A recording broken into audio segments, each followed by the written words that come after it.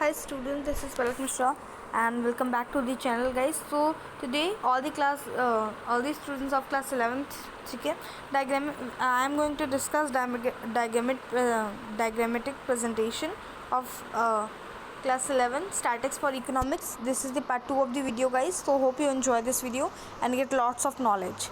Let's get started. मैंने बताया था आपको कि मैं आज आप वन डायमेंशनल डायग्राम से स्टार्ट करने वाली हूँ. ऐसा diagrams which have only one dimension measurement. ठीक है, डायमेंशन क्या होना चाहिए? वन डायमेंशन, जैसे कि हाइट और लेंथ, राइट. इसे बोलते हैं one dimensional diagram. They are following. And one dimensional diagram का मतलब बेसिकली होता क्या है कि सिर्फ उसकी एक डायमेंशन हो, या फिर हाइट हो या फिर लेंथ हो. एग्जाम्पल में दे रही हूँ मैं. Let's move to the types of the one dimensional diagrams. पहला टाइप से उसका simple bar diagram, multiple bar diagram, sub divided bar diagram और component bar diagram, percentage bar diagram, broken scale bar diagram, deviation bar diagram. So let's move to the all the 6 parts of the dimensional diagram.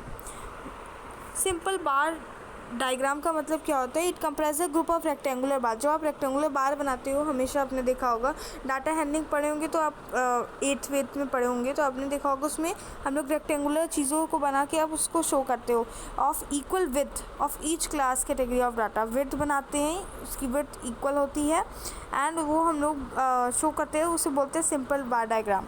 Multiple bar diagram का मतलब क्या होता है? The diagram is use when use to make comparison. जब हमें दो चीज़ के बीच में कंपैरिजन करना होता है तो हम क्या करते हैं? मल्टीपल बार डायग्राम बनाते हैं. सब डिवाइडेड बार डायग्राम या फिर कंपोनेंट बार डायग्राम, ऐसे बार डायग्राम होते हैं जो बार होता है corresponding to each phenomena is divided into various components. यानी जो बार होते हैं वो वेरियस कंपोनेंट्स में फिनोमेना की वजह से डिवाइड हो जाते हैं और each component occupy a part of bar proportional to its share in the total. यानी टोटल शेयर में जो हर एक बार है वो अपनी अप्रोप्रिएट प्रोपोर्शनल बनाएगा. यानी सब डिविजन, जो भी बार डायग्राम आपने बनाई है उसकी सब डिविजन्स करना, कंपोनेंट बार डायग्राम बोलते हैं उसे.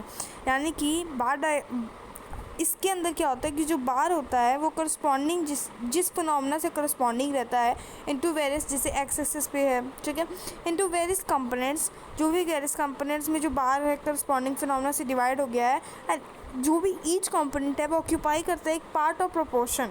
यानी कि वो भी प्रोपोर्शन का एक पार्ट होता है जो कि पूरे टोटल में शेयर होल्डर होता है. उसे बोलते हैं sub division by diagram, sub divided by diagram. फिर let's move to the percentage by diagram. यानी कि सब डिवाइडेड बाय डायग्राम है जो कि which represent the percentage of total for each component. जो भी कंपोनेंट्स हैं, जैसे कि जो भी कंपोनेंट्स हैं उसके क्या कर देना, उसके परसेंटेज निकाल देना, उसके टोटल से परसेंटेज निकाल देना. मैग्नीट्यूड के इंस्टीड ऑफ मैग्नीट्यूड के अलावा जो परसेंटेज अगर हम निकाल देते हैं तो उसे बोलते हैं परसेंटेज बाय डायग्राम. अब ब्रोकन स्केल बाय डायग्राम क्या होता है students? This diagram is used when value of some variable is high और लो. जब वैल्यू जो होती है वेरिएबल की वो बहुत ज़्यादा हाई होती है या फिर बहुत लो होती है तो उसे बोलते हैं ब्रोकन स्केल बार डायग्राम. फिर होता है हमारा डेविएशन बाय डायग्राम. डेविएशन का मतलब भी देख लीजिए. डेविएशन बाय डायग्राम से is for representing net changes in data. यानी नेट चेंजेस डाटा में क्या क्या हुआ है, नेट चेंज हुआ है, नेट प्रॉफिट हुआ है, नेट लॉस हुआ है, नेट एक्सपोर्ट हुआ है, नेट इम्पोर्ट हुआ है, वो सब कौन बताएगा? Deviation bar diagram. ठीक है, okay. And then pie diagram. when a circle is divided and is portioned into sections. Pi diagram, आपको पाई डायग्राम तो बहुत इजी, पाई चार्ट आपने देखा होगा कि एक सर्कल डायग्राम होता है जिसमें बहुत सारे प्रोपोर्शंस बने होते हैं वो और इसमें अलग अलग टाइप के आप शो किए रहते हो कंपोनेंट्स को, उसे बोलते हैं pie diagram. Move to the limitations of diagrammatic presentation. पहला लिमिटेशन होता है कि नो यूटिलिटी टू एक्सपर्ट्स के पास ऐसी कोई यूटिलिटी नहीं होती है. And there was limited information. They can be used only for comparative study. हम लोग इसे कंपैरिजन करने के लिए ज़्यादा यूज़ करते हैं. मिसयूज ईजिली, उसका गलत इस्तेमाल आराम से हो जाता है. And lack of further analysis, या फर्दर उसको एनालिसिस करने में थोड़ी सी प्रॉब्लम होती है. जैसे आपने जो भी डायग्राम्स को बनाई है वो सिर्फ उतने ही तक सीमित रह जाता है, राइट. उसके आगे आप उसे एक्सपेंड करना चाहो तो नहीं हो पाता है. And minute difference presentation impossible. यानी कि जो हमारा माइन्यूट डिफरेंस होता है प्रेजेंटेशन का वो इम्पॉसिबल होता है. ये प्रेजेंटेशन के बीच में माइन्यूट डिफरेंसेस को नहीं दिखा पाते हैं, that is impossible. So wait guys, I am going to show you something. Okay तो जो भी हमने अभी जस्ट स्टडी किया वन डायमेंशनल डायग्राम्स के सब पार्ट्स, उसको आज मैं शो करने वाली हूँ। All right, this is right simple pie diagram को आप लोग देख रहे हो, बेसिकली ये है।